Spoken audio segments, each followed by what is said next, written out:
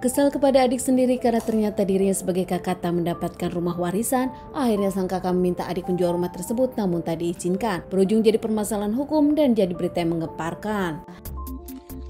Kisah nyata yang aku ceritakan kali ini terjadi di kota Jakarta, Cipayung, Jakarta Timur. Seorang wanita cantik bernama Murni berusia 22 tahun, seorang anak yang punya kakak dan juga adik karena dirinya adalah anak kedua dari 3 bersaudara. Tinggal di rumah sendirian di Pondok Rangun, Cipayung, Murni dengan ibunya berpisah rumah namun tak jauh dari rumahnya sendiri.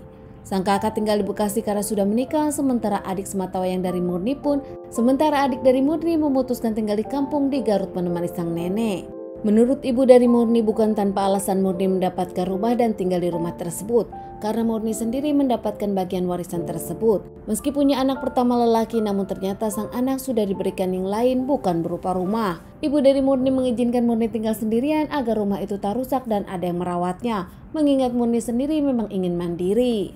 Karena Murni mendapatkan bagian rumah tersebut dan kakaknya pun mendapatkan bagian lainnya, adik dari Murni pun punya bagian warisan di kampungnya yaitu di Garut. Adik Murni sendiri tak pernah protes dan menerima apapun, berbeda dengan kakak lelaki Murni yang nampaknya tak terima dengan keputusan ini. Kehidupan Murni biasa saja, bahkan Murni disebutkan sebagai anak yang baik di lingkungannya. Murni sendiri tak pernah bermasalah, bahkan tak punya musuh, para tetangga pun mengagumi Murni. Kegiatan sehari-hari Murni adalah kuliah, dirinya pun mengambil jurusan arsitek di Universitas Muhammadiyah, dikenal sebagai orang yang pintar, dosen bahkan mengenali Murni. Begitu juga dengan Abdul, kakak dari Murni, dikenal sebagai orang yang tak pernah bermasalah, pendiam, bahkan tak banyak bicara. Abdul sendiri sudah bekerja di Cikarang dan menurut bosnya dikenal sebagai orang yang bekerja keras. Banyak yang mengenal Abdul sebagai lelaki yang sopan, tak pernah bermasalah, namun ternyata di balik semua itu Abdul sendiri punya dendam kepada Murni, adik kandungnya. Abdul ternyata mempermasalahkan warisan rumah. Abdul merasa harusnya dirinya yang mendapatkan rumah sebagai anak pertama lelaki. Namun entah apa pemikiran keluarganya memberikan rumah tersebut kepada Murni, adik keduanya. Abdul sendiri dengan Murni kerap membicarakan masalah rumah. Abdul meminta Murni untuk menjual rumah tersebut dan uangnya dibagi dua. Namun Murni yang tak mau, mengingat rumah tersebut adalah rumah warisan dan tak mau juga dibagi dua oleh sang kakak. Keluarganya pun ada 3 dan sudah dapat bagian masing-masingnya. Di sore hari itu tetangga dari Murni mendengar ada percekcokan di antara Murni dengan seorang lelaki. Sempat ingin membantu namun tak mau ikut campur dan merasa takut. Hingga akhirnya tak lama tetangga tersebut pun mendiamkannya. Tanpa tetangga Murni tahu, ternyata di dalamnya adalah Abdul, kakak dari Murni sendiri yang tengah cekcok bersama Murni. Bahkan saat itu Abdul nampak kesal kepada Murni hingga akhirnya membenturkan Murni beberapa kali dan menikam Murni beberapa kali hingga membuat Murni tak bernyawa. Usai melakukan aksinya, Abdul sendiri mengambil harta benda dari Murni seakan membuat agar terlihat ini adalah perampokan. Usai melakukan aksinya, Abdul sendiri pergi dengan motor kabur meninggalkan rumah Murni. Namun karena motor tersebut nampak seperti kebut-kebutan membuat para tetangga bertanya-tanya hingga akhirnya tetangga tersebut pun langsung datang ke rumah orang tua Murni mengabari kejadian ini. Ibu dari Murni pun langsung datang ke rumah Murni namun pintu terkunci. Ibu dari Murni pun akhirnya membuka pintu tersebut dengan kunci duplikat.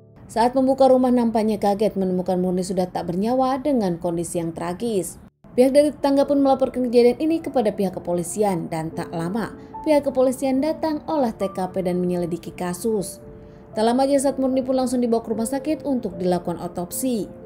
Hasil otopsi menyebutkan kalau Murni mendapatkan banyak tikaman dan juga mengeluarkan cairan merah hingga akhirnya berpulang.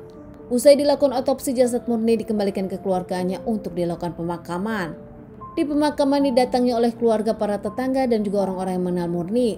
Terlihat di sana ada Abdul, kakak dari Murni, yang terlihat tampak sedih.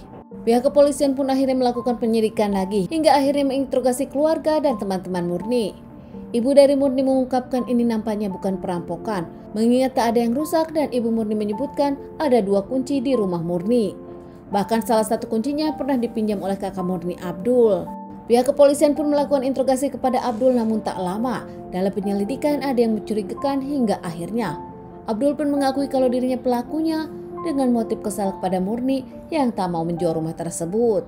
Ibu dari Murni pun kaget, ternyata pelakunya adalah Abdul, anak pertamanya kepada anak keduanya. Hingga akhirnya Abdul pun diamankan dan menjalani beberapa kali persidangan hingga mendapat vonis 15 tahun penjara. Kesedihan keluarga Murni pun tak terelakkan lagi, kehilangan Murni untuk selamanya dan ternyata pelakunya adalah kakak Murni sendiri. Teman-teman, sekian dulu bahasan kasus yang aku bawakan kali ini. Semoga ini bisa dijadikan pelajaran untuk kita. dan ditunggu bahasan kasus-kasus selanjutnya.